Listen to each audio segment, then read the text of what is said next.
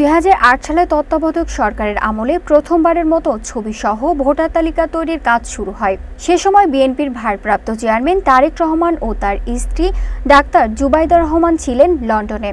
ওই বছরের 11 সেপ্টেম্বর লন্ডনের উদ্দেশ্যে বাংলাদেশ ছাড়েন এই দম্পতি। ফলে ওই সময় ভোটার হতে পারেননি তারা। চলমান ভোটার তালিকা হালনাগাদে ভোটার হয়েছেন ডাক্তার জুবাইদা রহমান। তবে এখনও ভোটার হয়নি বিএনপির ভারপ্রাপ্ত চেয়ারম্যান তারেক রহমান। ইসির একাধিক সূত্রে জানা গেছে, বিএনপির ভারপ্রাপ্ত চেয়ারম্যান তারেক রহমানও শীঘ্রই দেশে ফিরছেন। রাজনৈতিক অঙ্গনে এমন আলোচনা বা গুঞ্জন চলছে। যদিও তারেক রহমান ঠিক কবে নাগাদ দেশে ফিরছেন সে বিষয়ে বিএনপির নেতারা সুস্পষ্ট করে কিছু বলতে পারছেন না। তবে তারা ধারণা দিচ্ছেন শীঘ্রই তারেক রহমান দেশে ফিরছেন। তার স্বদেশ প্রত্যাবর্তন ঘিরে প্রয়োজনীয় প্রস্তুতি নেওয়া হচ্ছে।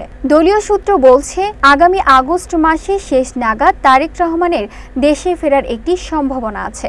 তবে সেটিও চূড়ান্ত কিছু নয়। দেশে ফিরেই তারেক রহমান ভোটার হওয়ার ইচ্ছা প্রকাশ করেছেন। ফারজানা একা, জাগরণী টিভি, নিউজ ডেস্ক।